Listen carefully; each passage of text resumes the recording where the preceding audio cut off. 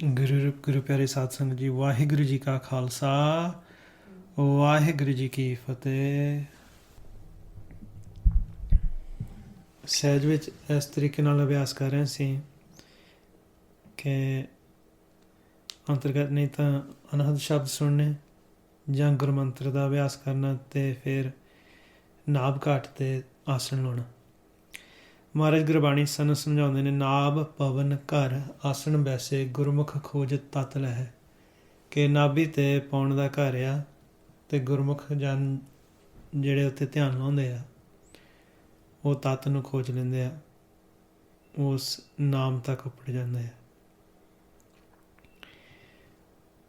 ਹੁਣ ਗੁਰਬਾਣੀ ਦੇ ਵਿੱਚ ਮਹਾਰਾਜ ਨੇ ਸਾਨੂੰ ਸਮਝਾ ਦਿੱਤਾ ਕਿ ਜਿਸ ਘਰ ਦੇ ਵਿੱਚ ਅਸੀਂ ਜਾਣਾ ਆ, ਜਿਸ ਨੂੰ ਥਿਰ ਘਰ ਕਹਿ ਦਿੱਤਾ ਆ, ਨਿਜ ਮਹਿਲ ਕਹਿ ਦਿੱਤਾ ਆ,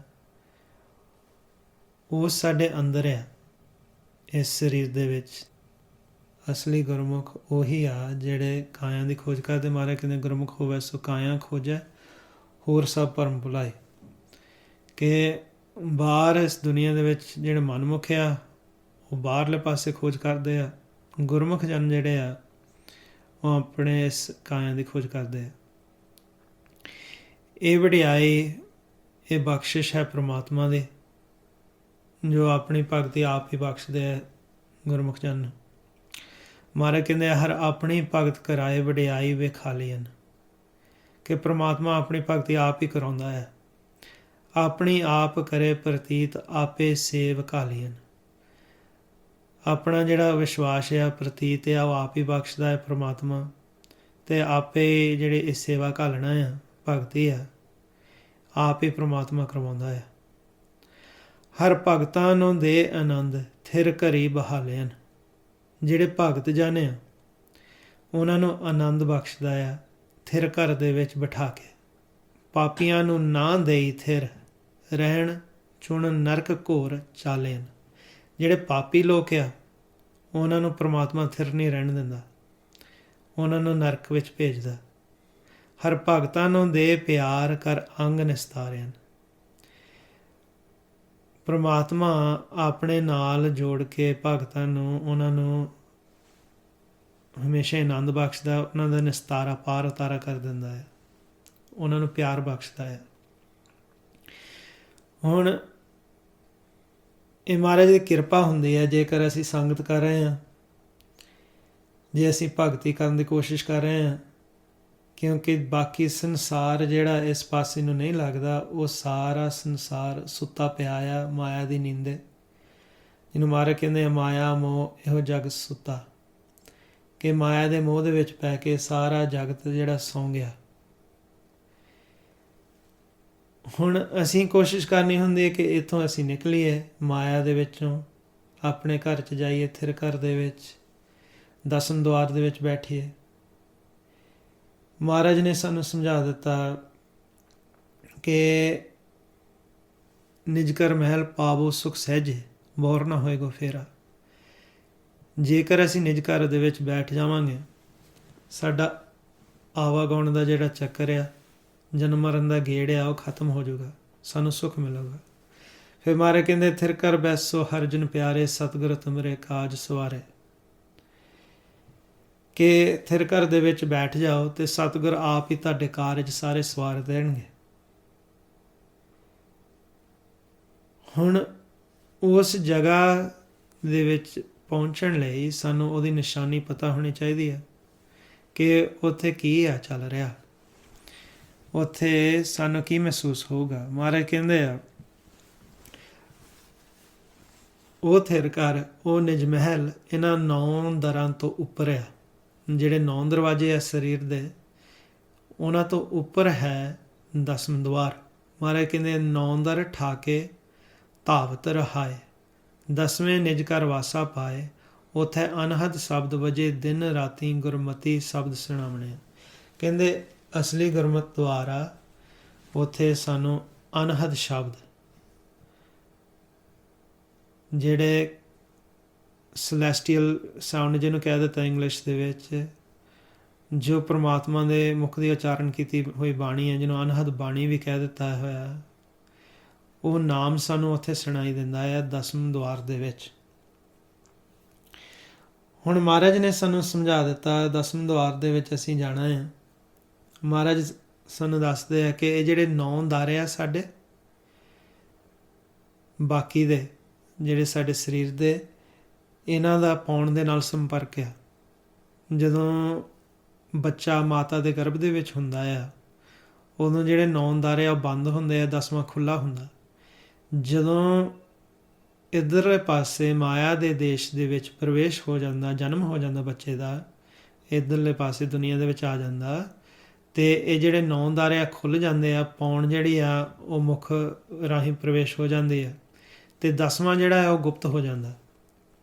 ਮਹਾਰਾਜ ਸਾਨੂੰ ਗੁਰਬਾਣੀ ਸਮਝਾਉਂਦੇ ਨੇ ਕਿ ਹਰ ਜਿਉ ਗੁਫਾ ਅੰਦਰ ਰੱਖ ਕੇ ਵਾਜਾ ਪਵਨ ਵਜਾਇਆ, ਵਜਾਇਆ ਵਾਜਾ ਪੌਣ 9 ਦੁਆਰੇ ਪ੍ਰਗਟ ਕੀਏ, 10ਵਾਂ ਗੁਪਤ ਰਖਾਇਆ।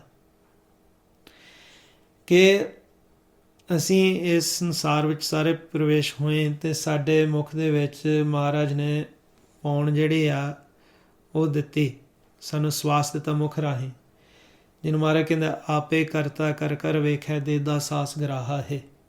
ਕਿ ਸਵਾਸਾਂ ਦੀ ਗਰਾਹੀ ਪ੍ਰਮਾਤਮਾ ਅਕਾਲ ਪੁਰਖ ਕਰਤਾ ਪੁਰਖ ਸਾਨੂੰ ਦੇ ਰਿਹਾ ਹੈ। ਅਤੇ ਇਹ ਜਿਹੜੇ 9 ਦਾਰੇ ਆ ਸਾਡੇ ਖੁੱਲ੍ਹ ਜਾਂਦੇ ਆ, 10ਵਾਂ ਜਿਹੜਾ ਗੁਪਤ ਹੋ ਜਾਂਦਾ ਹੈ, ਸਾਡਾ ਧਿਆਨ ਇੱਧਰ ਮਾਇਆ ਵਾਲੇ ਪਾਸੇ ਆ ਜਾਂਦਾ। ਫਿਰ ਜਦੋਂ ਅਸੀਂ ਗੁਰੂ ਰਾਹੀਂ ਗੁਰੂ ਦੇ ਦਰ 'ਤੇ ਜਾ ਕੇ ਅਸੀਂ ਇਕਾਗਰ ਹੋ ਕੇ ਬੈਠਦੇ ਹਾਂ, ਭਾਵਨੀ ਲਾ ਕੇ ਬੈਠਦੇ ਹਾਂ, ਅਤੇ ਇਹ 10ਵਾਂ ਦੁਆਰ ਜਿਹੜਾ ਆ ਇਹ ਦਿਖ ਜਾਂਦਾ ਹੈ, ਇਹ ਦਿਸ ਪੈਂਦਾ ਹੈ। ਮਹਾਰਾਜ ਕਹਿੰਦੇ ਗੁਰਦੁਆਰੇ ਲਾਏ ਭਾਵਨੀ ਇੱਕ ਨਾ 10ਵਾਂ ਦੁਆਰ ਦਿਖਾਇਆ।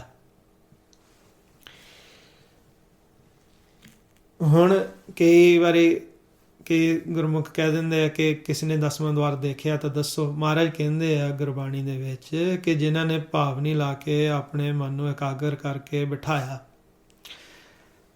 ਅਤੇ ਉਹਨਾਂ ਨੇ 10ਵਾਂ ਦੁਆਰ ਜਿਹੜਾ ਆ ਦੇਖਿਆ।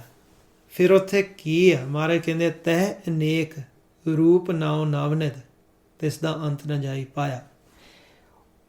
ਉਹ ਜਿਹੜਾ ਨਾਮ ਆ, ਜਿਹਨੂੰ ਮਹਾਰਾਜ ਕਹਿੰਦੇ ਨੌਨਿਧ ਅੰਮ੍ਰਿਤ ਪ੍ਰਭ ਕਾ ਨਾਮ ਦੇਹੀ ਮੈਂ ਇਸ ਕਾ ਬਿਸਰਾਮ, ਜੋ ਪ੍ਰਮਾਤਮਾ ਦਾ ਉਚਾਰਨ ਕੀਤਾ ਹੋਇਆ ਸ਼ਬਦ ਆ, ਜਿਸ ਦੁਆਰਾ ਉਤਪਤੀ ਹੁੰਦੀ ਹੈ, ਜਿਸ ਦੁਆਰਾ ਪਰਲੋ ਵੀ ਹੁੰਦੀ ਹੈ, ਉਹ ਨੌਨਿਧ ਅੰਮ੍ਰਿਤ ਨਾਮ ਜਿਸ ਦੇ ਵਿੱਚ ਸਾਨੂੰ ਹਰ ਰਸ ਬ੍ਰਹਮ ਰਸ ਮਿਲਦਾ ਆ, ਉਹਦੇ ਅਨੇਕਾਂ ਹੀ ਰੂਪ ਨੇ ਜੋ ਅਨਹਦ ਸ਼ਬਦ ਆ, ਜਿਹਨੂੰ ਮਹਾਰਾਜ ਇੱਥੇ ਕਹਿ ਰਿਹਾ ਆ ਤਹਿ ਅਨੇਕ ਰੂਪ ਨਾਉ ਨਵਨਿਧ ਤਿਸ ਦਾ ਅੰਤ ਨ ਜਾਈ ਪਾਇਆ। ਜਿਹੜੇ ਗੁਰਮੁਖ ਜਨ 10ਵੇਂ ਦੁਆਰ ਦੇ ਵਿੱਚ ਪਹੁੰਚਦੇ ਆ ਜਾਂ 10ਵਾਂ ਦੁਆਰ ਉਹਨਾਂ ਦਾ ਖੁੱਲ੍ਹਦਾ ਆ, ਉਹਨਾਂ ਨੂੰ ਅੰਦਰੋਂ ਅਨਹਦ ਸ਼ਬਦ ਸੁਣਦੇ ਆ। ਉਹ ਨਾਮ ਦਾ ਹੀ ਰੂਪ ਆ, ਨਾਮ 'ਚੋਂ ਹੀ ਕਹਿ ਸਕਦੇ ਕਿ ਪ੍ਰਗਟ ਹੁੰਦੇ ਆ ਉਹ ਸ਼ਬਦ, ਅਤੇ ਉਹ ਸ਼ਬਦ ਸਾਰੇ ਪ੍ਰਮਾਤਮਾ ਦੇ ਮੁਖ 'ਚੋਂ ਆਉਂਦੇ ਆ। ਆਤਮਾ ਦੇ ਰਾਹੀਂ ਸਾਨੂੰ ਉਹ ਅੰਤਰਗਤ ਸੁਣਾਈ ਦਿੰਦੇ ਆ, ਜਿਹਨੂੰ ਮਹਾਰਾਜ ਕਹਿੰਦੇ ਆ ਸੁਖਮਨ ਕਹਿ ਕਰ ਰਾਗ ਸੁਨ ਸੁਨ ਮੰਡਲ ਲਿਵਲਾਏ। ਹੁਣ ਮਹਾਰਾਜ ਨੇ ਗੁਰਬਾਣੀ ਦੇ ਵਿੱਚ ਸਾਨੂੰ 10ਵਾਂ ਦੁਆਰ ਥਿਰ ਕਰ ਨਿਜ ਮਹਿਲ ਦਾ ਭੇਤ ਦਿੱਤਾ ਹੋਇਆ, ਸਾਨੂੰ ਸਮਝਾ ਦਿੱਤਾ ਕਿ ਉੱਥੇ ਅਨਹਦ ਸ਼ਬਦ ਚੱਲ ਰਹੇ ਆ। ਹੁਣ ਜਦੋਂ ਪ੍ਰੈਕਟੀਕਲ ਤੌਰ 'ਤੇ ਅਸੀਂ ਅਭਿਆਸ ਕਰਦੇ ਹਾਂ,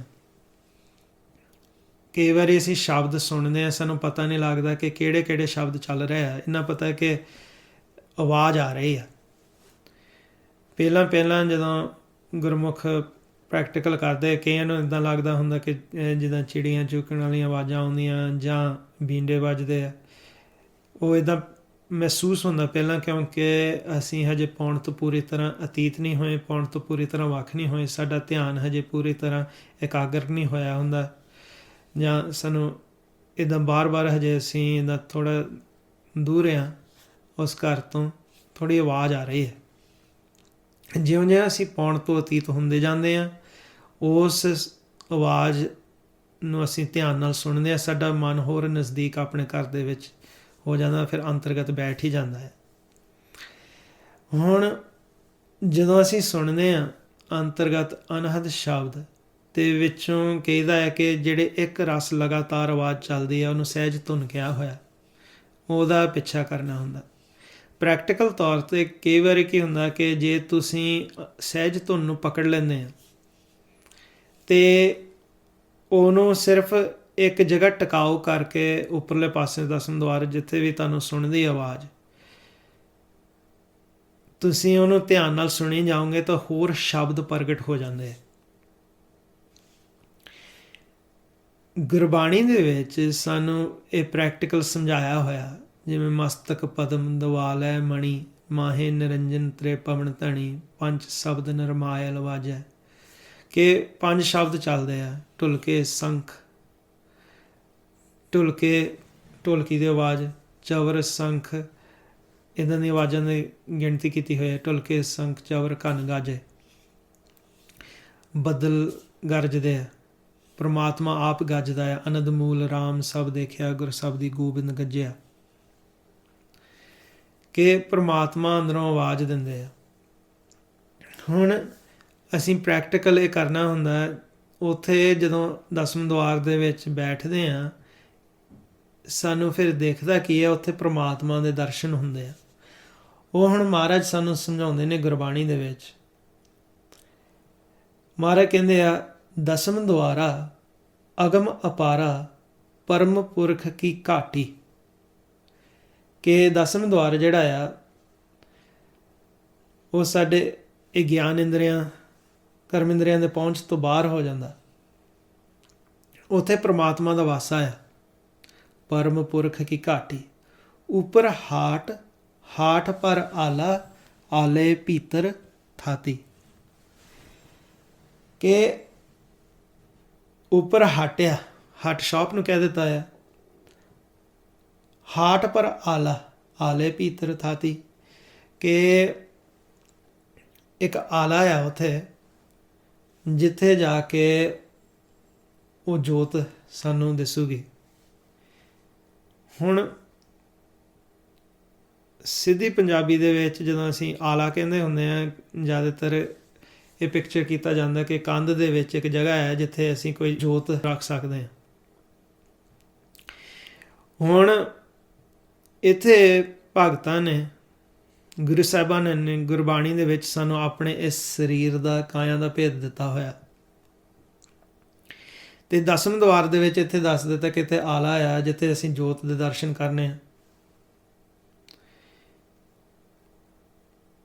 ਹੁਣ ਜਦੋਂ ਅਸੀਂ ਫਿਰ ਗੁਰਬਾਣੀ ਦੀ ਵਿਚਾਰ ਗੁਰਬਾਣੀ ਰਾਹੀਂ ਕਰਦੇ ਹਾਂ, ਸਾਨੂੰ ਭੇਦ ਮਿਲਦਾ। ਪਰ ਜ਼ਰੂਰੀ ਹੁੰਦਾ ਕਿ ਪ੍ਰੈਕਟੀਕਲ ਨਾਲ ਕਰਨਾ, ਕਿਉਂਕਿ ਫਿਰ ਪੂਰੀ ਤਰ੍ਹਾਂ ਨਹੀਂ ਤਾਂ ਸਮਝ ਨਹੀਂ ਲੱਗਦੀ ਗੁਰਬਾਣੀ ਦੀ। ਜੇਕਰ ਅਸੀਂ ਗੁਰੂ ਸਾਹਿਬ ਦਾ ਹੁਕਮ ਨਹੀਂ ਨਾ ਮੰਨਦੇ, ਪ੍ਰੈਕਟੀਕਲ ਨਹੀਂ ਕਰਦੇ, ਸਾਨੂੰ ਫਿਰ ਪਤਾ ਨਹੀਂ ਲੱਗਦਾ ਸਹਿਜੇ ਕੀਤੇ। ਅਤੇ ਮਹਾਰਾਜ ਨੇ ਫਿਰ ਗੁਰਬਾਣੀ 'ਚ ਦੱਸਿਆ ਹੋਇਆ, ਕਹਿੰਦੇ ਮੂਲ ਦੁਆਰੇ ਬੰਧਿਆ ਬੰਧ, ਰਵ ਉੱਪਰ ਗਏ ਰਾਖਿਆ ਚੰਦ, ਪੱਛਮ ਦੁਆਰੇ ਸੂਰਜ ਤਪੈ, ਮੇਰ ਡੰਡ ਸਿਰ ਉੱਪਰ ਬਸੈ।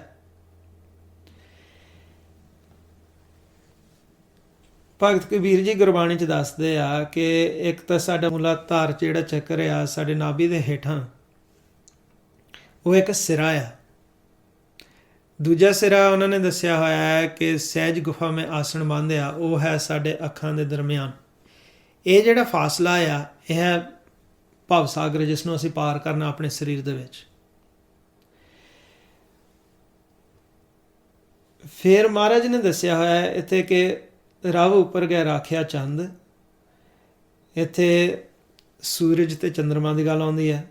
ਪੱਛਮ ਦੁਆਰੇ ਸੂਰਜ ਤਪੈ, ਮੇਰ ਡੰਡ ਸਿਰ ਉੱਪਰ ਬਸੈ, ਕਿ ਮੇਰ ਡੰਡ ਤੋਂ ਉੱਪਰ ਪੱਛਮ ਵਾਲੇ ਪਾਸੇ ਸੂਰਜ ਦੀ ਤਪਸ਼ ਆ, ਸੂਰਜ ਤਪ ਰਿਹਾ ਆ। ਗੁਰਬਾਣੀ ਦੇ ਵਿੱਚ ਸਾਡੇ ਜਿਹੜਾ ਸਿਰ ਦਾ ਪਿਛਲਾ ਪਾਸਾ ਆ, ਇਹਨੂੰ ਪੱਛਮ ਗਿਣਿਆ ਜਾਂਦਾ। ਪੂਰਬ ਕਹਿ ਦਿੱਤਾ ਸਾਡੇ ਸਿਰ ਦੇ ਮੋਰਲੇ ਹਿੱਸੇ ਨੂੰ। ਉੱਤਰ ਜਿਹੜਾ ਆ ਉਹ ਹੈ ਸਾਡਾ ਖੱਬਾ ਪਾਸਾ ਸਿਰ ਦਾ, ਦੱਖਣ ਹੋ ਜਾਂਦਾ ਸੱਜਾ। ਦਸਮ ਦੁਆਰ ਦੇ ਵਿੱਚ ਪ੍ਰਵੇਸ਼ ਹੋਣ ਨੂੰ ਅਸੀਂ ਇਹਨਾਂ ਚਾਰੇ ਦਰਾਂ ਤੋਂ ਪੂਰਬ ਪੱਛਮ ਜਿਹੜੇ ਮਰਜ਼ੀ ਤੋਂ ਅਸੀਂ ਉੱਤਰ ਦੱਖਣ ਤੋਂ ਅੰਦਰ ਪ੍ਰਵੇਸ਼ ਹੋ ਸਕਦੇ ਹਾਂ। ਪਰ ਇੱਥੇ ਮਹਾਰਾਜ ਨੇ ਸਾਨੂੰ ਸਾਰੀਆਂ ਨਿਸ਼ਾਨੀਆਂ ਸਾਡੇ ਸਰੀਰ ਦੇ ਵਿੱਚ ਦੱਸ ਦਿੱਤੀਆਂ ਕਿ ਕਿੱਥੇ ਸਾਡੀ ਸੁਰਤੀ ਨੇ ਜਾਣਾ ਹੈ। ਜਿਹੜੇ ਗੁਰਮੁਖ ਜਨ ਭਗਤੀ ਕਰਦੇ ਆ ਅਤੇ ਜ਼ਿਆਦਾਤਰ ਉਹ ਮੂਲਾਧਾਰ ਚੱਕਰ ਤੋਂ ਉੱਥੋਂ ਧਿਆਨ ਲਾ ਕੇ ਅਭਿਆਸ ਕਰਦੇ ਸੁਣ ਵਿੱਚ ਜਾਂਦੇ ਆ, ਉਹ ਪੱਛਮ ਦੁਆਰੇ ਪਹੁੰਚਦੇ ਆ ਉੱਪਰ ਦਸਮ ਦੁਆਰ ਦੇ ਵਿੱਚ। ਉਹ ਨਿਸ਼ਾਨੀ ਹੁੰਦੀ ਹੈ ਕਿ ਜਦੋਂ ਤੁਸੀਂ ਉਹਨਾਂ ਨੂੰ ਦੇਖੋਗੇ ਕਿ ਭਗਤੀ ਕਰਦੇ ਆ, ਉਹਨਾਂ ਦਾ ਸਰੀਰ ਜ਼ਿਆਦਾਤਰ ਮੋਰ ਨੂੰ ਡਿੱਗਦਾ ਆ। ਜਿਹੜਾ ਗੁਰਮੁਖ ਪੂਰਬ ਵਾਲੇ ਪਾਸੇ ਨੂੰ ਧਿਆਨ ਲਾ ਕੇ ਪੂਰਬ ਵਾਲੇ ਪਾਸੇ ਦੀ ਦਸਮ ਦੁਆਰ ਦੇ ਵਿੱਚ ਪ੍ਰਵੇਸ਼ ਹੁੰਦਾ ਹੈ, ਜਿਹੜਾ ਸਾਡੇ ਮਸਤਕ ਦਾ ਮੋਹਰਲਾ ਪਾਸਾ ਆ, ਉਹਨਾਂ ਦੀ ਜਿਹੜੀ ਰੀੜ੍ਹ ਦੀ ਹੱਡੀ ਆ ਉਹ ਸਿੱਧੀ ਹੁੰਦੀ ਆ। ਉਹ ਪਿਛਾਂਹ ਨੂੰ ਉਹਨਾਂ ਦਾ ਜਿਹੜਾ ਸਰੀਰ ਆ ਉਹ ਡਿੱਗਣ ਲੱਗ ਪੈਂਦਾ ਹੈ। ਉਹ ਸੁਣ ਵਿੱਚ ਇਸ ਤਰੀਕੇ ਨਾਲ ਪ੍ਰਵੇਸ਼ ਹੁੰਦੇ ਆ। ਜ਼ਿਆਦਾਤਰ ਕਾਮਨ ਹੁੰਦਾ ਆ ਕਿ ਜਿਹੜਾ ਮੋਰ ਨੂੰ ਸਰੀਰ ਡਿੱਗਦਾ ਉਹ ਪੱਛਮ ਦੁਆਰੇ ਸਾਰੇ ਆਪਣੇ ਘਰ ਦੇ ਵਿੱਚ ਗੁਰਮੁਖ ਜਨ ਪਹੁੰਚਦੇ ਆ ਕਾਮਨਲੀ। ਹੁਣ ਇਹ ਤੁਸੀਂ ਇੱਦਾਂ ਜਦੋਂ ਕਿਸੇ ਨੂੰ ਦੇਖਦੇ ਆ ਭਗਤੀ ਕਰਦੇ ਨੇ, ਤੁਸੀਂ ਇੱਦਾਂ ਫਿਰ ਬੁੱਝ ਸਕਦੇ ਕਿ ਇਹਦੀ ਸੁਰਤੀ ਕਿਹੜੇ ਪਾਸੇ ਦੀ ਗਈ। ਫਿਰ ਇੱਥੇ ਭਗਤ ਕਬੀਰ ਜੀ ਕਹਿੰਦੇ ਆ, ਪश्चिम द्वारे की सिल ओढ़ तह सिल ऊपर खिड़की और खिड़की ऊपर 10वां द्वार कह कबीर ताका अंत न पार। ਮੇਰਡੰਡ ਸਾਡੇ ਇਸ ਰੀੜ੍ਹ ਦੀ ਹੱਡੀ ਨੂੰ ਕਹਿ ਦਿੱਤਾ ਆ। ਇਸ ਦੇ ਉੱਪਰ ਦੱਸਿਆ ਹੋਇਆ ਕਿ ਪੱਛਮ ਦੁਆਰੇ ਜਿੱਥੇ ਸੂਰਜ ਦੀ ਤਪਸ਼ ਆ ਉੱਥੇ ਇੱਕ ਸਿੱਲ ਆ, ਸਿੱਲ ਦੇ ਉੱਪਰ ਖਿੜਕੀ ਆ, ਖਿੜਕੀ ਉੱਪਰ 10ਵਾਂ ਦੁਆਰ ਆ। ਹੁਣ 10ਵੇਂ ਦੁਆਰ ਦੇ ਵਿੱਚ ਅਨਹਦ ਸ਼ਬਦ ਚੱਲ ਰਿਹਾ ਆ। ਇਹ ਸਾਨੂੰ ਨਿਸ਼ਾਨੀ ਦੱਸ ਦਿੱਤੀ ਆ। ਇਹ ਸਿੱਲ ਜਿਹੜਾ ਆ ਇਹ ਹੈ ਸਾਡਾ ਜਿਹੜਾ ਇਹ ਪਿਛਲਾ ਪਾਸਾ ਸਿਰ ਦਾ। ਇੱਥੇ ਸੂਰਜ ਦਾ ਪ੍ਰਕਾਸ਼, ਪਰਮਾਤਮਾ ਦਾ ਪ੍ਰਕਾਸ਼ ਦਿਸਦਾ ਆ। ਇੱਥੇ ਫਿਰ ਤੁਸੀਂ ਹੁਣ ਬੁੱਝ ਸਕਦੇ ਆਲਾ ਕਿਹੜਾ ਹੋਇਆ। ਹੁਣ ਗੁਰਬਾਣੀ ਦੇ ਵਿੱਚ ਸਾਨੂੰ ਇਸ ਤਰੀਕੇ ਦੇ ਨਾਲ ਬੜੇ ਬਰੀਕੀ ਨਾਲ ਸਮਝਾਇਆ ਹੋਇਆ 10ਵੇਂ ਦੁਆਰ ਦਾ, ਆਪਣੇ ਘਰ ਦਾ। ਹੁਣ ਇੱਥੇ ਦੱਸ ਦਿੱਤਾ ਕਿ ਉੱਪਰ ਹਾਟ ਹਾਟ ਪਰ ਆਲਾ ਆਲੇ ਭੀਤਰ ਥਾਤੀ। ਫੇਰ ਮਾਰੇ ਕਹਿੰਦੇ ਆ, ਜਾਗਤ ਰਹਿ ਸੋ ਕਬੂ ਨਾ ਸੋਵੈ, ਤੀਨ ਤੇ ਲੋਕ ਸਮਾਧ ਪਲੋਵੈ। ਬੀਜ ਮੰਤਰ ਲੈ ਹਿਰਦੈ ਰਹਿ, ਮਨੁਆ ਉਲਟ ਸੁਨ ਮੈਂ ਗਹਿ। ਹੁਣ ਇੱਥੇ ਜਾਗਣ ਦੀ ਗੱਲ ਕੀਤੀ ਹੋਈ, ਜਾਗਤ ਰਹਿ ਸੋ ਕਬੂ ਨਾ ਸੋਵੈ। ਇੱਥੇ ਜਾਗਣ ਦੀ ਗੱਲ ਇਹ ਕੀਤੀ ਆ ਕਿ ਜਿਹੜਾ ਸਾਡਾ ਮਨ ਆ ਇਹ ਉਂਝ ਤਾਂ ਤ੍ਰੈ ਗੁਣਾਂ ਦੇ ਵਿੱਚ ਸੁੱਤਾ ਹੀ ਰਹਿੰਦਾ ਹੈ। ਜਿਹਨਾਂ ਮਾਰੇ ਕਹਿੰਦੇ ਤਹੀ ਗੁਣੀ ਸੰਸਾਰ ਭਰਮ ਸੁੱਤਾ ਸੁਤਿਆ ਰਹਿਣ ਵਿਹਾਣੇ। ਜਿਹੜੇ ਜਾਗਣ ਦੀ ਗੱਲ ਕੀਤੀ ਹੋਈ ਆ ਉਹ ਹੈ ਕਿ ਮਨ ਨੂੰ ਜਗਾਉਣ ਦੀ। ਕਈ ਭੁਲੇਖਾ ਖਾ ਲੈਂਦੇ ਆ, ਸੋਚਦੇ ਕਿ ਸਰੀਰ ਨੂੰ ਜਗਾ ਕੇ ਰੱਖਣਾ, ਸਰੀਰ ਨੂੰ ਜਗਾਉਣਾ, ਇਹਨੂੰ ਜਗਾ ਕੇ ਰੱਖਣਾ, ਉਹ ਆ ਜਾਂਦਾ ਹਠ ਯੋਗ ਦੇ ਵਿੱਚ। ਅਤੇ ਉਹਦੇ ਨਾਲ ਜਿਹੜੇ ਬ੍ਰੇਨ ਦੇ ਸੈੱਲ ਆ ਕਮਜ਼ੋਰ ਹੋ ਜਾਂਦੇ। ਮਹਾਰਾਜ ਸਾਡੇ ਸਰੀਰ ਦਾ ਨੁਕਸਾਨ ਨਹੀਂ ਕਰਾਉਂਦੇ, ਉਹ ਸਾਨੂੰ ਸਰੀਰ ਤੋਂ ਉੱਪਰ ਉਠਾਉਂਦੇ ਆ। ਜਿਹੜਾ ਜਾਗਣ ਦੀ ਗੱਲ ਕੀਤੀ ਹੋਈ ਆ ਉਹ ਹੈ ਮਨ ਨੂੰ ਕਿਵੇਂ ਜਗਾਉਣਾ। ਉਂਝ ਮਹਾਰਾਜ ਨੇ ਕਿਹਾ ਹੈ ਕਿ ਥੋੜ੍ਹਾ ਖਾਣਾ, ਥੋੜ੍ਹਾ ਸੋਣਾ, ਅਲਪਾਹਾਰ, ਸੁਲਪਸੀ ਨਿੰਦਰਾ ਦਇਆ ਸ਼ਮਾ ਤਨ ਪ੍ਰੀਤ। ਪਰ ਇੰਨਾ ਥੋੜ੍ਹਾ ਨਹੀਂ ਖਾਣਾ ਕਿ ਤੁਹਾਡਾ ਸਰੀਰ ਕਮਜ਼ੋਰ ਹੋ ਜਾਏ, ਇੰਨਾ ਥੋੜ੍ਹਾ ਸੋਣਾ ਨਹੀਂ ਕਿ ਤੁਹਾਡੇ ਦਿਮਾਗ ਦੇ ਸੈੱਲ ਕਮਜ਼ੋਰ ਹੋ ਜਾਣ।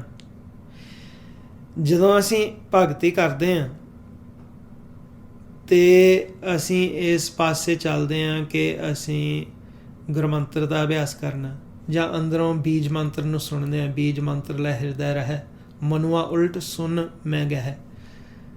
ਅਸੀਂ ਨਾਮ ਨੂੰ ਸੁਣਦੇ ਸੁਣਦੇ, ਨਾਮ ਬੀਜ ਮੰਤਰ ਆ, ਉਹ ਜੋ ਅਨਹਦ ਸ਼ਬਦ ਆ, ਅਸੀਂ ਸੁਣਦੇ ਸੁਣਦੇ ਨਾਮ ਨੂੰ ਜਾਂ ਗੁਰਮੰਤਰ ਨੂੰ ਅਸੀਂ ਸੁਣ ਵਿੱਚ ਜਾਣਾ ਹੁੰਦਾ। ਜਿਹਨੂੰ ਮਾਰੇ ਕਹਿੰਦੇ ਆ ਸਤਿਗੁਰ ਤੇ ਪਾਏ ਵਿਚਾਰਾ, ਸੁਨ ਸਮਾਧ ਸੱਚੇ ਘਰ ਬਾਹਰਾ। ਨਾਨਕ ਨਿਰਮਲ ਨਾਦ ਸ਼ਬਦ ਧੁਨ ਸਚ ਰਾਮੇ ਨਾਮ ਸਮਾਇੰਦਾ। ਜੇਕਰ ਅਸੀਂ ਗੁਰਮੰਤਰ ਦਾ ਅਭਿਆਸ ਕਰਦੇ ਕਰਦੇ ਸੁਣ ਵਿੱਚ ਚਲੇ ਜਾਂਦੇ, ਉਹ ਸਾਡੀ ਜਿਹੜੀ ਨੀਂਦ ਹੈ ਉਹ ਪ੍ਰਵਾਨ ਹੈ, ਉਹਨੂੰ ਆਮ ਕਰਕੇ ਫਿਰ ਨੀਂਦ ਨਹੀਂ ਗਿਣਿਆ ਜਾਂਦਾ। ਕਿਹਾ ਜਾਂਦਾ ਹੈ ਕਿ ਸੁਣ ਵਿੱਚ ਸਮਾਇਆ। ਉਹ ਗੁਰਮੁਖਾਂ ਦੇ ਜਿਹੜੇ ਸੌਣਾ ਆ, ਜਾਗਣਾ ਆ, ਉਹ ਪ੍ਰਵਾਨ ਆ। ਮਾਰੇ ਕਹਿੰਦੇ ਕਿਆ ਸਵਣਾ ਕਿਆ ਜਾਗਣਾ, गुरमुख ते प्रवान, जिना सास गरास ना विसरै, से पूरे पुरख प्रधान। ਕਹਿੰਦੇ ਪੂਰਨ ਉਹ ਆ ਜਿਨ੍ਹਾਂ ਨੂੰ ਸਾਸ ਗਰਾਸ ਪ੍ਰਮਾਤਮਾ ਵਿਸਰਦਾ ਨਹੀਂ। ਜਿਵੇਂ ਅਸੀਂ ਸਾਸ ਗਰਾਸ ਸਿਮਰਨ ਕਰਦੇ ਹਾਂ, ਇਹ ਜੁਗਤੀ ਆ। ਇੱਕ ਇੱਕ ਗਰਾਹੀ ਜੋ ਸਵਾਸਾਂ ਦੀ ਮੁੱਖ ਦੇ ਵਿੱਚ ਸਾਡੇ ਪ੍ਰਮਾਤਮਾ ਪਾ ਰਿਹਾ ਆ, ਉਹਦੇ ਨਾਲ ਅਸੀਂ ਪ੍ਰਮਾਤਮਾ ਨੂੰ ਯਾਦ ਕਰ ਰਹੇ ਹਾਂ। ਕਰਮੀ ਸਤਿਗੁਰ ਪਾਈ ਹੈ ਅੰਦਨ ਲਗੈ ਧਿਆਨ, ਕਿ ਚੰਗੇ ਭਾਗ ਦੁਆਰਾ, ਚੰਗੇ ਕਰਮਾਂ ਦੁਆਰਾ ਸਾਨੂੰ ਸਤਿਗੁਰ ਦੀ ਪ੍ਰਾਪਤੀ ਹੁੰਦੀ ਹੈ ਅਤੇ ਰਾਤ ਦਿਨ ਸਾਡਾ ਧਿਆਨ ਉਹਨਾਂ ਵਿੱਚ ਲੱਗਾ ਰਹਿੰਦਾ ਹੈ। ਤਿਨ ਕੀ ਸੰਗਤ ਮਿਲ ਰਹਾ ਦਰਗਹਿ ਪਾਈ ਮਾਨ। ਕਹਿੰਦੇ ਕਿ ਜੇ ਐਸਾ ਜਨ, ਗੁਰਮੁਖ ਜਨ, ਜਿਹੜਾ ਹਰ ਵਕਤ ਸਾਸ ਗਰਾਸ ਸਿਮਰਨ ਕਰ ਰਿਹਾ ਹੈ, ਅੰਨ ਦਿਨ ਉਹਦਾ ਧਿਆਨ ਲੱਗਦਾ ਆ ਪ੍ਰਮਾਤਮਾ ਦੇ ਵਿੱਚ, ਸਤਿਗੁਰ ਦੇ ਵਿੱਚ, ਕਹਿੰਦੇ ਕਿ ਉਹਨਾਂ ਦੀ ਸੰਗਤ ਕਰਕੇ ਸਾਨੂੰ ਵੀ ਦਰਗਾਹ ਦੇ ਵਿੱਚ ਮਾਨਤਾ ਮਿਲਦੀ ਆ। ਫਿਰ ਮਹਾਰਾਜ ਸਾਨੂੰ ਦੱਸਦੇ, ਸੌਂਦੇ ਵਾਹੋ ਵਾਹੋ ਉਚਰੇ, ਉੱਠਤੇ ਪੀ ਵਾਹੋ ਕਰੇਨ, ਨਾਨਕ ਤੇ ਮੁਖ ਉਜਲੇ, ਜੇ ਨਿਤ ਉੱਠ ਸੰਭਾਲੇਨ। ਕਿ ਜਦੋਂ ਅਸੀਂ ਸੌਂਦੇ ਹਾਂ, ਜਿਵੇਂ ਗੁਰਮੁਖ ਕੇ ਕੀਰਤਨ ਸੋਹਲਾ ਸਾਹਿਬ ਦਾ ਪਾਠ ਕਰਕੇ ਉਹਨਾਂ ਨੇ ਸੌਣਾ ਹੁੰਦਾ, ਅਤੇ ਮਹਾਰਾਜ ਸਾਨੂੰ ਦੱਸਦੇ ਆ ਕਿ ਸੌਂਦੇ ਸੌਂਦੇ ਤੁਸੀਂ ਆਪਣਾ ਗੁਰਮੰਤਰ ਉਚਾਰਨ ਕਰੀ ਜਾਓ, ਵਾਹਿਗੁਰੂ ਵਾਹਿਗੁਰੂ। ਉਚਾਰਨ ਕਰਦੇ ਕਰਦੇ ਸਾਸ ਗਰਾਸ ਸਿਮਰਨ ਕਰਦੇ, ਸਾਸ ਸਿਮਰਨ ਕਰਦੇ, ਰੋਮ ਰੋਮ ਸਿਮਰਨ ਕਰਦੇ, ਇਹਦਾ ਸੁਣ ਵਿੱਚ ਸਮਾ ਜਾਣਾ। ਜਦੋਂ ਮੁੜ ਕੇ ਜਾਗ ਆਵੇ, ਅਰਥਾਤ ਕਿ ਸੁਣ 'ਚੋਂ ਬਾਹਰ ਇੱਧਰਲੇ ਪਾਸੇ ਆਏ, ਸਰੀਰ ਦੁਆਰਾ ਜਾਗਣਾ, ਅਤੇ ਉਦੋਂ ਵੀ ਤੁਹਾਡਾ ਗੁਰਮੰਤਰ ਦਾ ਅਭਿਆਸ ਫਿਰ ਤੁਰ ਪੈ, ਫਿਰ ਸ਼ੁਰੂ ਹੋ ਜਾਏ। ਅਤੇ ਮਹਾਰਾਜ ਕਹਿੰਦੇ ਜਿਹੜਾ ਐਸੇ ਗੁਰਮੁਖ ਜਨ ਹੈ ਨਾ, ਨਾਨਕ ਤੇ ਮੁਖ ਉਜਲੇ, ਜੇ ਨਿਤ ਉੱਠ ਸੰਭਾਲੇਨ। ਕਹਿੰਦੇ ਉਹਨਾਂ ਦਾ ਦਰਗਾਹ ਦੇ ਵਿੱਚ ਜਿਹੜਾ ਮੁਖ ਆ ਉਹ ਉਜਲ ਹੁੰਦਾ ਆ, ਉਹ ਤਾਂ ਕਿਉਂਕਿ ਉਹ ਨਿਤ ਉੱਠ ਕੇ ਉਸ ਗੁਰਮੰਤਰ ਨੂੰ ਸੰਭਾਲਦੇ ਆ। ਫਿਰ ਦੂਜੇ ਪਾਸੇ ਜਿਵੇਂ ਵਿਚਾਰ ਕੀਤੀ ਸੀ ਕਿ ਕਈ ਨਾਮ ਨੂੰ ਸੁਣਦੇ ਆ ਅੰਦਰ, ਜਿੱਥੇ ਅਸੀਂ ਨਾਮ ਨੂੰ ਸੁਣਦੇ ਹਾਂ, ਸਾਡਾ ਮਨ ਜਿਹੜਾ ਆ ਉਹ ਸਹਿਜ ਵਿੱਚ ਰਹਿੰਦਾ ਹੈ। ਮਹਾਰਾਜ ਕਹਿੰਦੇ ਆ ਕਿ ਗੁਰਮੁਖ ਜਨ ਉਹ ਨਾਮ ਨਾਲ ਵੀ ਸੁਰਤੀ ਜੋੜ ਕੇ ਰੱਖਦੇ ਆ। ਮਹਾਰਾਜ ਕਹਿੰਦੇ, ਸਹਿਜੇ ਜਾਗੈ ਸਹਿਜੇ ਸੋਵੈ, ਗੁਰਮੁਖ ਅੰਦਨ ਉਸਤਤ ਹੋਵੈ। ਕਿ ਜਿਹੜਾ ਗੁਰਮੁਖ ਜਨ ਆ ਉਹ ਸਹਿਜ ਦੇ ਵਿੱਚ ਰਹਿੰਦਾ ਆ। ਜੇ ਬਾਲੀ ਬਰੀਕੀ ਨਾਲ ਅਰਥ ਕਰੋ ਗੁਰਬਾਣੀ ਦੇ, ਤੇ ਇੱਕ ਤਾਂ ਹੈ ਸੁਣ, ਅਤੇ ਫਿਰ ਮਹਾਰਾਜ ਨੇ ਸਾਨੂੰ ਗੁਰਬਾਣੀ 'ਚ ਹੀ ਦੱਸਿਆ, ਕਹਿੰਦੇ ਕਿ ਤੁਸੀਂ ਨਿਜ ਘਰ ਦੇ ਵਿੱਚ ਬੈਠੋਗੇ ਅਤੇ ਸਹਿਜ ਘਰ ਨੂੰ ਪ੍ਰਾਪਤ ਕਰ ਲਓਗੇ। ਜਿਹਨੂੰ ਮਹਾਰਾਜ ਕਹਿੰਦੇ ਨਿਜ ਘਰ ਬੈਸ ਸਹਿਜ ਕਰ ਲਈ ਹੈ, ਕਿ ਨਿਜ ਘਰ ਦੇ ਵਿੱਚ ਬੈਠੋਗੇ ਅਤੇ ਸਹਿਜ ਘਰ ਦੀ ਪ੍ਰਾਪਤੀ ਤੁਹਾਨੂੰ ਹੋ ਜਾਂਦੀ ਆ। ਇਹ ਸਹਿਜ ਘਰ ਕਿਹੜਾ ਹੈ? ਜਿੱਥੇ ਸਾਨੂੰ ਅੰਦਰੋਂ ਸਹਿਜ ਤੋਂ ਨਹੀਂ ਸੁਣਨ ਲੱਗ ਪੈਂਦੀ ਆ, ਉਹਨੂੰ ਸਹਿਜ ਘਰ ਕਹਿ ਦਿੱਤਾ। ਜਿਹੜਾ ਗੁਰਮੁਖ ਸਹਿਜ ਤੁਹਾਨੂੰ ਹਰ ਵਕਤ ਸੁਣ ਰਿਹਾ ਹੈ, ਨਾਮ ਨੂੰ ਅੰਤਰਗਤ ਦਾ ਸੁਣਦਾ ਆ, ਉਹ ਜਦੋਂ ਜਾਗਦਾ ਆ ਉਦੋਂ ਵੀ ਉਹਦੀ ਸੁਰਤੀ ਸਹਿਜ ਧੁਨ ਨਾਲ ਜੁੜੀ ਹੁੰਦੀ ਹੈ। ਜਦੋਂ ਉਹਨੇ ਸੌਣਾ ਹੁੰਦਾ ਤਾਂ ਵੀ ਉਹ ਸਹਿਜ ਧੁਨ ਦੇ ਨਾਲ ਜੁੜ ਕੇ ਫਿਰ ਸੁਣ ਵਿੱਚ ਸਮਾਉਂਦਾ ਆ, ਆਪਣੇ ਆਪ ਦੇ ਮਨ ਨੂੰ ਸੁਣ ਵਿੱਚ ਲੈ ਜਾਂਦਾ। ਸਹਿਜ ਦੇ ਵਿੱਚ ਜਾ ਕੇ ਇਹ ਜਿਹੜਾ ਮਨ ਆ ਫਿਰ ਉਸੇ ਨਾਮ ਦੇ ਵਿੱਚ ਸਮਾ ਜਾਂਦਾ ਆ। ਮਹਾਰਾਜ ਇੱਥੇ ਕਹਿੰਦੇ, ਸਹਿਜੇ ਜਾਗੈ ਸਹਿਜੇ ਸੋਵੈ, ਗੁਰਮੁਖ ਅੰਦਨ ਉਸਤਤ ਹੋਵੈ। ਗੁਰਮੁਖ ਰਾਤ ਦਿਨ ਹੀ ਹਰੀ ਦੀ ਉਸਤਤ ਵਿੱਚ ਲੱਗੇ ਹੁੰਦੇ ਆ। ਹੁਣ ਉਸਤਤ ਵਿੱਚ ਕਿਵੇਂ ਲੱਗੇ ਹੁੰਦੇ ਆ ਰਾਤ ਦਿਨ? ਜੇ ਸਰੀਰ ਤੋਂ ਉੱਪਰ ਉੱਠਿਆ, ਜਦੋਂ ਅਸੀਂ ਨਾਮ ਨਾਲ ਜੁੜੇ ਹੁੰਦੇ ਆ ਨਾ, ਇਹ ਹਰ ਵਕਤ ਪ੍ਰਮਾਤਮਾ ਦੀ ਉਸਤਤ ਹੀ ਹੈ। ਜਿਵੇਂ ਮਹਾਰਾਜ ਨੇ ਕਿਹਾ ਕਿ ਸੋਦਰ ਕਿਹਾ ਸੋ ਕਰ ਕਿਹਾ, ਜਿਤ ਬੈ ਸਰਬ ਸੰਭਾਲੇ, ਵਾਜੇ ਨਾਦ ਅਨੇਕ ਸੰਖਾ, ਕੀਤੇ ਵਾਵਣ ਹਾਰੇ, ਕੀਤੇ ਰਾਗ ਭਰੀ ਸੋ ਕਹੀਨ, ਕੀਤੇ ਗਾਵਣ ਹਾਰੇ। ਉੱਥੇ ਮਹਾਰਾਜ ਨੇ ਗੁਰਬਾਣੀ ਵਿੱਚ ਸਾਨੂੰ ਸਮਝਾਇਆ ਕਿ ਜਿਹੜੇ ਨਾਦ ਦੇ ਰਾਹੀਂ ਤੁਹਾਨੂੰ ਕਿੰਨੇ ਜੀਵ ਜਿਹੜੇ ਆ ਇਸ ਦੁਨੀਆ ਦੇ ਵਿੱਚ ਉਸਤਤ ਕਰ ਰਹੇ ਆ। ਨਾਦ ਦੇ ਰਾਹੀਂ ਕਿਵੇਂ ਸਾਰੇ ਜੀਵ ਵਡਿਆਈ ਕਰ ਰਹੇ ਪ੍ਰਮਾਤਮਾ ਦੇ। ਇਹੀ ਨਾਦ ਨਾਮ ਸਹਿਜ ਧੁਨ ਨਾਲ ਜਦੋਂ ਸਾਡੀ ਸੁਰਤੀ ਜੁੜਦੀ ਆ, ਅਤੇ ਅਸੀਂ ਵੀ ਮਨ ਦੁਆਰਾ ਉਸ ਪ੍ਰਮਾਤਮਾ ਦੇ ਉਸਤਤ ਵਿੱਚ ਹੀ ਜੁੜੇ ਹੁੰਦੇ ਆ। ਮਹਾਰਾਜ ਕਹਿੰਦੇ, ਮਨਮੁਖ ਭਰਮੈ ਸਹਿਸਾ ਹੋਵੇ, ਕਿ ਜਿਹੜਾ ਮਨਮੁਖ ਆ ਉਹ ਭਰਮ ਦੇ ਵਿੱਚ ਰਹਿੰਦਾ ਆ, ਉਹਦੇ ਅੰਦਰ ਸਹਿਸਾ ਆ, ਚਿੰਤਾਵਾਂ ਆ, ਫਿਕਰ ਆ। ਅੰਤਰ ਚਿੰਤਾ ਨੀਂਦ ਨਾ ਸੋਵੈ। ਉਹਦੇ ਅੰਦਰ ਚਿੰਤਾ ਹੁੰਦੀ ਹੈ, ਉਹਨੂੰ ਨੀਂਦ ਆਉਂਦੀ ਨਹੀਂ। ਗਿਆਨੀ ਜਾਗੇ ਸਵੇ ਸੁਭਾਏ। ਜਿਹੜਾ ਗਿਆਨੀ ਹੁੰਦਾ ਆ, ਜਿਹਨੂੰ ਬ੍ਰਹਮ ਦਾ ਭੇਦ ਆ, ਉਹ ਜਾਗਤ ਅਵਸਥਾ ਦੇ ਵਿੱਚ ਹੁੰਦਾ ਆ ਅਤੇ ਉਹ ਸੌਂਦਾ ਆ ਸਹਿਜ ਦੇ ਵਿੱਚ, ਅਰਥਾਤ ਕਿ ਉਹ ਸਹਿਜ ਵਿੱਚ ਸੁਣ ਵਿੱਚ ਦਾ ਸਮਾਉਂਦਾ ਆ, ਨਾਮ ਨਾਲ ਜੁੜ ਕੇ ਨਾਮ ਵਿੱਚ ਹੀ ਸਮਾ ਜਾਂਦਾ ਹੈ। ਨਾਨਕ ਨਾਮ ਰਤਿਆ ਬਲ ਜਾਓ।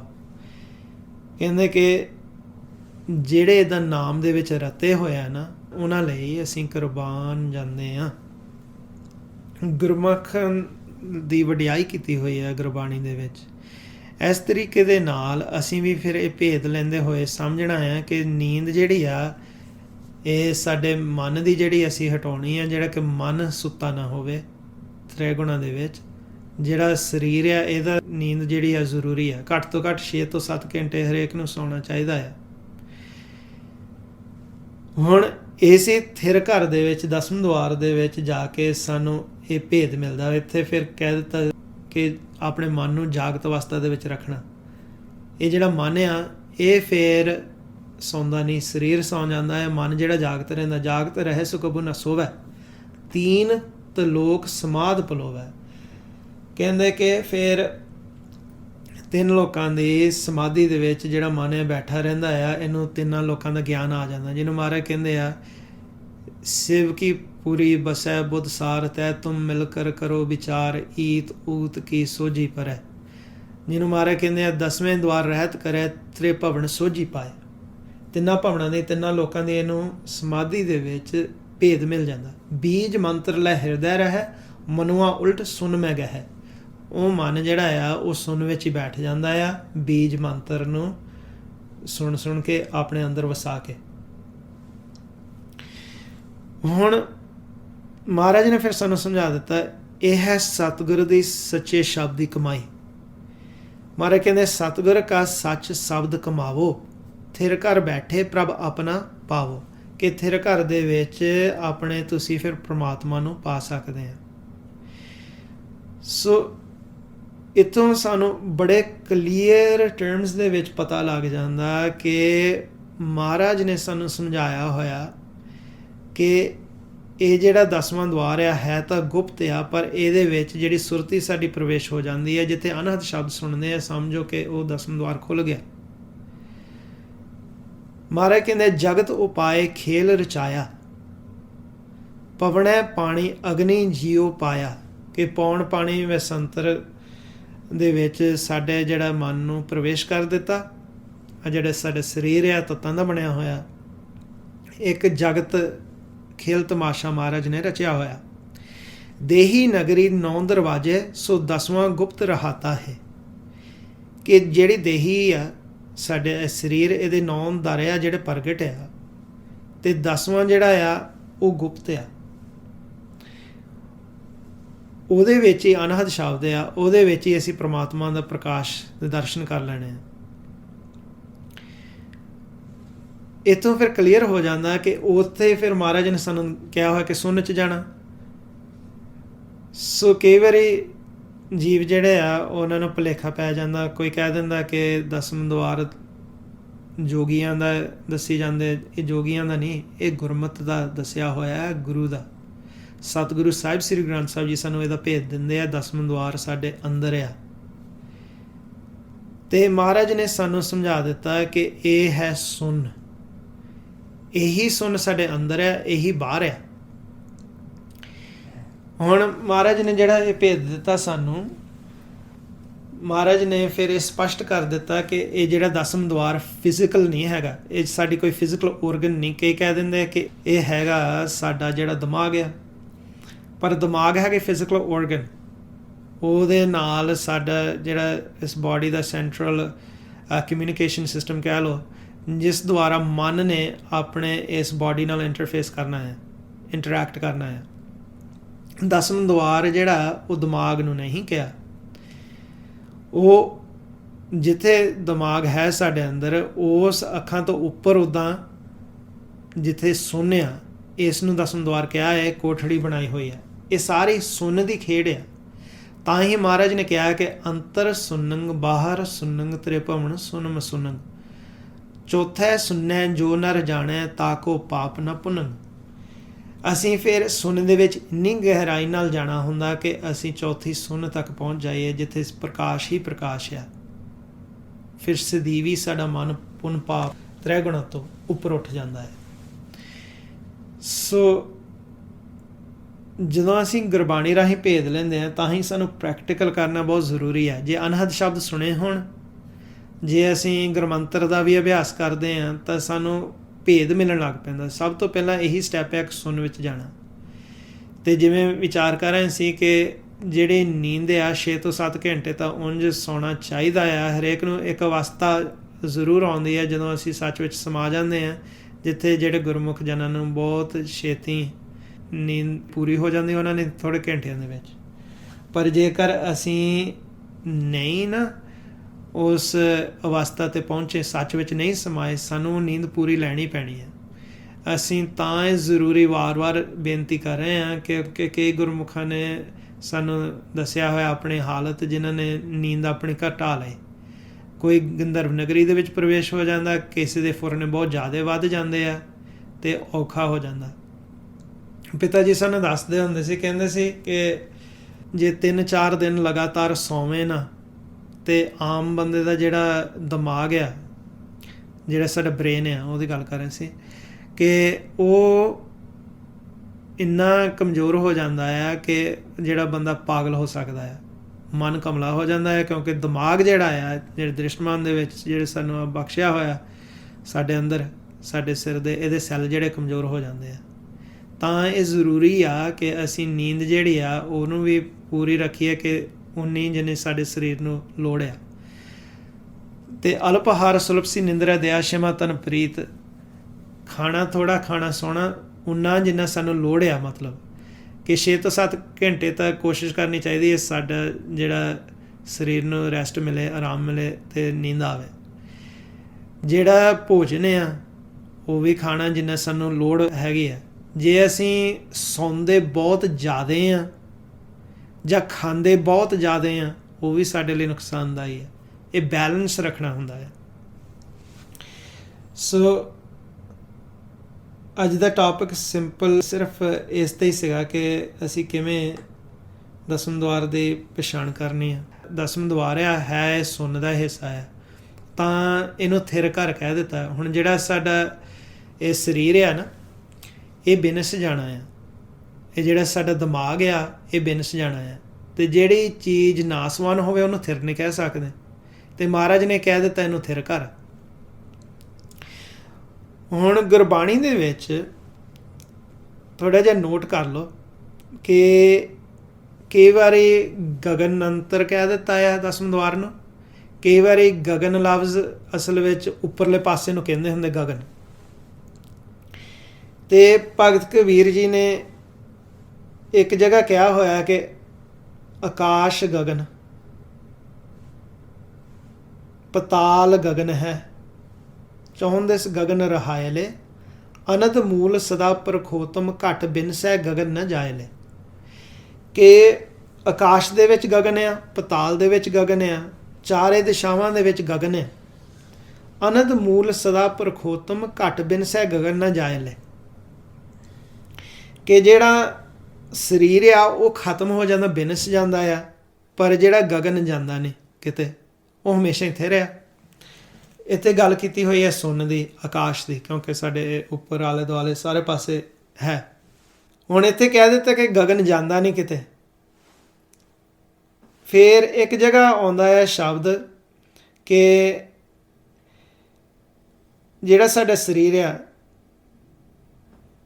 ਜਦੋਂ ਮੌਤ ਇਹਨੂੰ ਆ ਜਾਂਦੀ ਆ ਅਤੇ ਸਾਰਾ ਕੁਝ ਖਤਮ ਹੋ ਜਾਂਦਾ, ਉੱਥੇ ਹੀ ਭਗਤ ਕਬੀਰ ਜੀ ਨੇ ਫਿਰ ਕਹਿ ਦਿੱਤਾ ਕਿ ਗਗਨ ਜਿਹੜਾ ਆ ਉਹ ਬਿਨਸ ਜਾਂਦਾ ਆ।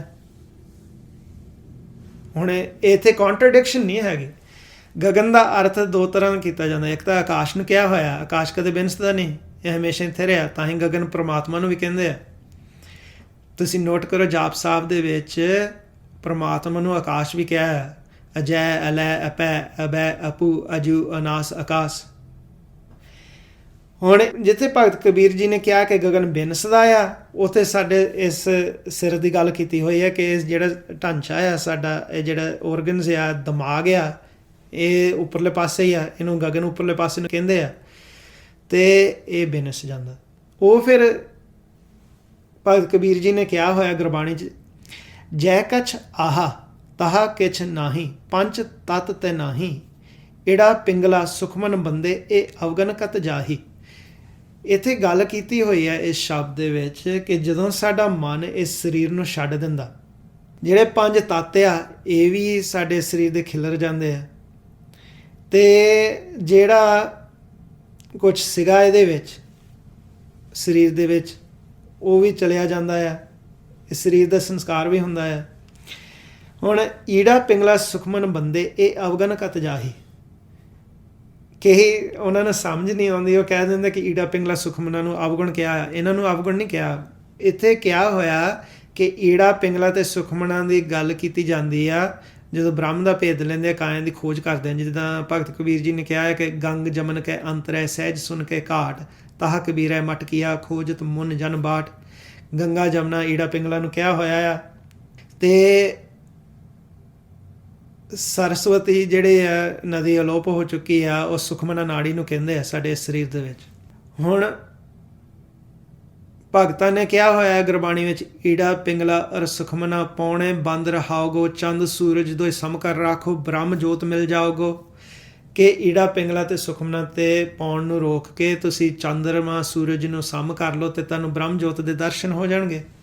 ਪਰ ਇੱਥੇ ਭਗਤ ਕਬੀਰ ਜੀ ਗੱਲ ਕਰ ਰਹੇ ਆ ਕਿ ਜਦੋਂ ਇਸ ਸਰੀਰ ਦੇ ਵਿੱਚ ਮਨ ਨਹੀਂ ਨਾ ਰਹਿੰਦਾ, ਫਿਰ ਇਹ ਈੜਾ ਪਿੰਗਲਾ ਸੁਖਮਨਾ ਦਾ ਵਰਤਾ ਕਰਕੇ, ਇਹਨਾਂ ਨੂੰ ਯੂਜ਼ ਕਰਕੇ ਉਸ ਬ੍ਰਹਮ ਤੱਕ ਪਹੁੰਚ ਨਹੀਂ ਸਕਦਾ, ਕਿਉਂਕਿ ਇਸ ਸਰੀਰ ਦੇ ਵਿੱਚ ਕੋਈ ਗੁਣ ਨਹੀਂ ਰਹਿ ਗਿਆ। ਈੜਾ ਪਿੰਗਲਾ ਸੁਖਮਨ ਬੰਦੇ ਇਹ ਅਵਗਨ ਕਤ ਜਾਹੀ। ਫਿਰ ਕਹਿੰਦੇ ਧਾਗਾ ਟੂਟਾ ਗਗਨ ਬਿਨਸ ਗਿਆ, ਤੇਰਾ ਬੋਲਤ ਕਹਾ ਸਮਾਏ। ਕਹਿੰਦੇ ਕਿ ਜਿਹੜਾ ਧਾਗਾ ਆ, ਜਿਹੜਾ ਇਹਦੇ ਨਾਲ ਕਨੈਕਸ਼ਨ ਆ ਸਾਡਾ ਮਨ ਦਾ ਸਰੀਰ ਦੇ ਨਾਲ, ਉਹ ਪਾਉਣ ਦੀ ਗੰਢ ਦਿੱਤੀ ਹੋਈ ਆ ਨਾਭ ਘਾਟ 'ਤੇ। ਕਹਿੰਦੇ ਉਹ ਜਿਹੜਾ ਕਨੈਕਸ਼ਨ ਆ ਤੋੜਿਆ ਗਿਆ, ਉਹ ਜਮਾ ਨੇ ਤੋੜਨਾ ਹੁੰਦਾ। ਗਗਨ ਬਿਨਸ ਗਿਆ, ਇੱਥੇ ਫਿਰ ਗੱਲ ਕੀਤੀ ਹੋਈ ਹੈ ਕਿ ਸਾਡਾ ਜਿਹੜਾ ਉੱਪਰਲਾ ਪੋਰਸ਼ਨ ਆ ਸਾਡੇ ਸਿਰ ਦਾ, ਦਿਮਾਗ ਇੱਥੇ ਬੰਦ ਹੋ ਜਾਂਦਾ ਆ, ਸਾਡਾ ਜਿਹੜਾ ਸਾਰਾ ਸਰੀਰ ਆ ਬੰਦ ਹੋ ਗਿਆ। ਹੁਣ ਇੱਕ ਪਾਸੇ ਉਹ ਦੂਜੇ ਸ਼ਬਦ 'ਚ ਕਿਹਾ ਸੀ ਗਗਨ ਜਿਹੜਾ ਹੈ ਉਹ ਕਿਤੇ ਜਾਂਦਾ ਨਹੀਂ, ਉਹ ਸੁਣਨ ਦੀ ਗੱਲ ਕੀਤੀ ਹੋਈ ਹੈ। ਇੱਥੇ ਗਗਨ ਕਹਿ ਦਿੱਤਾ ਉੱਪਰਲੇ ਪੋਰਸ਼ਨ ਨੂੰ, ਸਾਡੇ ਸਰੀਰ ਨੂੰ। ਧਾਗਾ ਟੂਟਾ ਗਗਨ ਬਿਨਸ ਗਿਆ, ਤੇਰਾ ਬੋਲਤ ਕਹਾਂ ਸਮਾਏ। ਜੋ ਅਸੀਂ ਫਿਰ ਉਸ ਵੇਲੇ ਜਿੱਦਾਂ ਅਸੀਂ ਜੀਂਦੇ ਜੀ ਬੋਲਦੇ ਸੀਗੇ, ਕਹਿੰਦੇ ਉਸ ਵੇਲੇ ਤਾਂ ਇਹ ਬੋਲ ਕਿੱਥੇ ਸਮਾ ਗਏ, ਹੁਣ ਕਿਉਂ ਨਹੀਂ ਆਵਾਜ਼ ਆਉਂਦੀ ਇਸ ਸਰੀਰ 'ਚੋਂ। ਇਹ ਸੰਸਾ ਮੋਕੋ ਅੰਦਨ ਵਿਆਪੈ, ਮੋਕੋ ਕੋ ਨਾ ਕਹਿ ਸਮਝਾਈ ਰਹੋ। ਜੈ ਬਰਪੰਡ ਪਿੰਡ ਤੈ ਨਾਹੀ, ਰਚਨਹਾਰ ਤੈ ਨਾਹੀ। ਜੋੜਨ ਹਾਰੋ ਸਦਾ ਅਤੀਤਾ, ਇਹ ਕਹੀਐ ਕਿਸ ਮਾਹੀ। ਜਿਹਦੇ ਕਾਰਨ ਕਰਕੇ ਹੁਣ ਜਿਵੇਂ ਸਾਡਾ ਸਰੀਰ ਦੇ ਵਿੱਚ ਆਤਮਾ ਪ੍ਰਵੇਸ਼ ਹੋਏ, ਨਾਮ ਆ, ਜਦੋਂ ਅਸੀਂ ਜੀਂਦੇ ਹਾਂ ਅਤੇ ਇਹ ਸਾਰੇ ਪੰਜ ਤੱਤ ਫਿਰ ਇਨ ਯੂਨੀਸਨ ਕੰਮ ਕਰਦੇ ਆ, ਐਵਰੀਥਿੰਗ ਵਰਕਸ ਪ੍ਰੋਪਰਲੀ। ਜਦੋਂ ਇਹਨਾਂ ਨੇ ਸਰੀਰ ਨੂੰ ਛੱਡ ਦਿੱਤਾ, ਮਨ ਨੂੰ ਵੀ ਛੱਡਣਾ ਪੈਂਦਾ ਆ। ਇਹ ਫਿਰ ਸਰੀਰ ਦੀ ਇੱਥੇ ਸਾਰੀ ਗੱਲ ਕੀਤੀ ਹੋਈ ਆ ਕਿ ਜਿਹੜਾ ਇਹ ਮਨ ਆ, ਇਸ ਨੂੰ ਛੱਡ ਦਿੱਤਾ, ਫਿਰ ਇਸ ਸਰੀਰ ਦਾ ਕੋਈ ਫਾਇਦਾ ਨਹੀਂ ਰਹਿ ਜਾਂਦਾ। ਜੋੜੀ ਜੁੜਿਆ ਨਾ ਤੋੜੀ ਟੁੱਟੈ, ਜਬ ਲਗ ਹੋਏ ਬਿਨਾਸੀ। ਹੁਣ ਇਹਨਾਂ ਪੰਜਾਂ ਤੱਤਾਂ ਨੂੰ ਅਸੀਂ ਜੋੜ ਨਹੀਂ ਸਕਦੇ। ਹੁਣ ਫਰਜ਼ ਕੀਤਾ ਕਿ ਸੋਚਦੇ ਆ ਕਿ ਜਿਹੜਾ ਸਰੀਰ ਆ ਨਾ, ਆਪਣੇ ਆਪ ਨੂੰ ਬਾਇਓਲੋਜੀਕਲ ਮਸ਼ੀਨਸ ਲੋਕੀ ਸਮਝਦੇ ਆ। ਜਿਹੜੇ ਨਾਸਤਿਕ ਲੋਕ ਆ ਨਾ, ਉਹਨਾਂ ਨੂੰ ਮਨ ਦਾ ਭੇਦ ਨਹੀਂ, ਨਾ ਉਹਨਾਂ ਨੂੰ ਭੇਦ ਹੈ ਕਿ ਜਿਹੜਾ ਆਤਮਾ ਕੀ ਆ, ਨਾ ਉਹਨਾਂ ਨੂੰ ਭੇਦ ਹੈ ਕਿ ਸੁਣ ਕਿੱਥੇ ਆ, ਕਿੱਥੇ ਮਨ ਨੇ ਜਾਣਾ। ਜੇ ਅਸੀਂ ਬਾਇਓਲੋਜੀਕਲ ਮਸ਼ੀਨਾਂ ਹੁੰਦੀਆਂ ਅਤੇ ਫਿਰ ਜਿਵੇਂ ਗੱਡੀ ਦੀ ਰਿਪੇਅਰ ਕੀਤੀ ਜਾਂਦੀ ਆ, ਫਿਰ ਤਾਂ ਆ ਵੀ ਸਰੀਰ ਰਿਪੇਅਰ ਕੀਤਾ ਜਾ ਸਕਦਾ ਸੀ ਮੌਤ ਤੋਂ ਬਾਅਦ। ਮੁੜ ਕੇ ਫਿਰ ਇਹਨੂੰ ਚਾਲੂ ਕਰ ਲਓ, ਕੋਈ ਮਕੈਨਿਕ ਕੋਲ ਲੈ ਜਾਓ, ਜਿਹੜਾ ਡਾਕਟਰ ਕੋਲ ਲੈ ਜਾਓ, ਪਰ ਉਹ ਕੁਛ ਨਹੀਂ ਕਰ ਸਕਦੇ। ਕਿਉਂਕਿ ਜਦੋਂ ਮਨ ਛੱਡ ਜਾਂਦਾ ਇਸ ਸਰੀਰ ਨੂੰ, ਆਤਮਾ ਛੱਡ ਗਈ, ਨਾਮ ਛੱਡ ਗਿਆ, ਇਹ ਫਿਰ ਤੱਤਾਂ ਨੇ ਕੰਮ ਨਹੀਂ ਕਰਨਾ। ਤਾਂ ਹੀ ਜੀਂਦਿਆਂ ਜੀ ਅਸੀਂ ਕੋਸ਼ਿਸ਼ ਕਰਨੀ ਆ ਕਿ ਅਸੀਂ ਪਰਮਾਤਮਾ ਨਾਲ ਮਿਲਾਪ ਕਰੀਏ। ਕਾਕੋ ਠਾਕਰ ਕਾਕੋ ਸੇਵਕ ਕੋ ਕਾਹੂ ਕਹਿ ਜਾਸੀ। ਕਿਹੜਾ ਠਾਕਰ ਆ, ਕਿਹੜਾ ਸੇਵਕ ਆ, ਕਿੱਥੇ ਅਸੀਂ ਜਾਂਦੇ ਹਾਂ, ਸਾਡਾ ਜਿਹੜਾ ਮਨ ਆ। ਕਹੋ ਕਬੀਰ ਲਿਵਲਾਗ ਰਹੀ ਹੈ ਜਹਾਂ ਬਸੇ ਦਿਨ ਰਾਤੀ। ਓਆ ਕਾ ਮਰਮ ਉਹੀ ਪਰ ਜਾਣੇ, ਉਹ ਤੋ ਸਦਾ ਅਬਿਨਾਸੀ। ਕਹਿੰਦੇ ਤਾਂ ਹੀ ਅਸੀਂ ਨਾ ਪ੍ਰਮਾਤਮਾ ਦੇ ਵਿੱਚ ਲਿਵ ਲਾ ਲਈ ਆ, ਦਿਨ ਰਾਤ ਉਹਨਾਂ ਦੇ ਵਿੱਚ ਅਸੀਂ ਜੁੜੇ ਰਹਿੰਦੇ ਹਾਂ। ਉਹਨਾਂ ਦਾ ਜਿਹੜਾ ਭੇਦ ਹੈ ਉਹ ਆਪ ਹੀ ਅਸਲ ਵਿੱਚ ਜਾਣਦੇ ਆ। ਪ੍ਰਮਾਤਮਾ ਉਹ ਅਬਿਨਾਸੀ ਆ, ਸਾਡਾ ਜਿਹੜਾ ਸਰੀਰ ਹੈ ਨਾਸਵਾਨ ਹੈ। ਸੋ ਅੱਜ ਥੋੜੇ ਕੀ ਵਿਚਾਰ ਦਸਮ ਦੁਆਰ 'ਤੇ ਕੀਤੇ, ਬੜਾ ਇਹਦਾ ਸੰਖੇਪ ਮਾਤਰ, ਕਿ ਦਸਮ ਦੁਆਰ ਦਾ ਸਾਨੂੰ ਭੇਦ ਮਿਲ ਜਾਏ। ਜਿੱਥੇ ਗਗਨ ਦੀ ਗੱਲ ਕੀਤੀ ਹੋਈ ਆ, ਉੱਪਰਲੇ ਪੋਰਸ਼ਨ ਉਹ ਦੱਸਿਆ ਕਿ ਸਾਡਾ ਸਰੀਰ ਜਿਹੜਾ ਬਿਨਸ ਜਾਂਦਾ, ਪਰ ਫਿਰ ਜਿੱਥੇ ਕਿਹਾ ਹੈ ਘੱਟ ਬਿਨਸ ਹੈ ਗਗਨ ਨਾ ਜਾਏ ਲੈ, ਉਹ ਸੁੰਨ ਦੀ ਗੱਲ ਕੀਤੀ ਹੋਈ ਹੈ, ਕਿਉਂਕਿ ਸੁੰਨ ਗਗਨ ਆਕਾਸ਼ ਨੂੰ ਵੀ ਕਹਿੰਦੇ ਆ। ਅਤੇ ਗੁਰਬਾਣੀ ਵੱਧ ਤੋਂ ਵੱਧ ਪੜ੍ਹੋ, ਗੁਰਮੰਤਰ ਦਾ ਅਭਿਆਸ ਕਰੋ, ਪਰ ਗੁਰਬਾਣੀ ਰਾਹੀਂ ਗਿਆਨ ਅਸੀਂ ਲੈਣਾ ਆ ਬ੍ਰਹਮ ਦਾ, ਅਤੇ ਬ੍ਰਹਮ ਦਾ ਗਿਆਨ ਦਾ ਫਿਰ ਅਸੀਂ ਪ੍ਰੈਕਟੀਕਲ ਕਰਨਾ ਹੈ ਗੁਰਮੰਤਰ ਦਾ ਅਭਿਆਸ ਕਰਕੇ। ਅਤੇ ਜਦੋਂ ਅਸੀਂ ਗੁਰਮੰਤਰ ਦਾ ਅਭਿਆਸ ਕਰਦੇ ਹਾਂ ਫਿਰ ਅਸੀਂ ਜਾਣਾ ਹੀ ਸੁਣ ਵਿੱਚ ਆ, ਜਿੱਥੇ ਜਾ ਕੇ ਅਸੀਂ ਇੱਧਰਲੇ ਦੁਨੀਆ ਪੱਖੋਂ ਅਸੀਂ ਸੌਂ ਜਾਂਦੇ। ਅਤੇ ਫਿਰ ਗੁਰਬਾਣੀ ਵਿੱਚ ਹੀ ਲਿਖਿਆ ਮਹਾਰਾਜ ਨੇ, ਸੁਣ ਸਖੀਏ ਮੇਰੀ ਨੀਂਦ ਭਲੀ, ਮੈਂ ਆਪਨੜਾ ਫਿਰ ਮਿਲਿਆ। ਕਿ ਜਿੱਥੇ ਜਾ ਕੇ ਸਾਨੂੰ ਨੀਂਦ ਆ ਜਾਂਦੀ ਹੈ ਨਾ, ਉੱਥੇ ਉਸ ਪਤੀ ਪ੍ਰਮਾਤਮਾ ਨਾਲ ਮਿਲਾਪ ਹੁੰਦਾ ਹੈ। ਸੋ ਅੱਜ ਇੰਨੀਆਂ ਹੀ ਬੇਨਤੀਆਂ ਸਨ। ਜੇ ਬੋਲਦਿਆਂ ਹੋਇਆ ਕੋਈ ਅੱਖਰ ਵਾਧਾ ਘਾਟਾ ਭੁੱਲ ਚੁੱਕ ਹੋ ਗਿਆ ਹੋਵੇ, ਅਣਜਾਣ ਸਮਝ ਕੇ ਮੁਆਫ ਕਰਨਾ ਜੀ। ਵਾਹਿਗੁਰੂ ਜੀ ਕਾ ਖਾਲਸਾ, ਵਾਹਿਗੁਰੂ ਜੀ ਕੀ ਫਤਿਹ।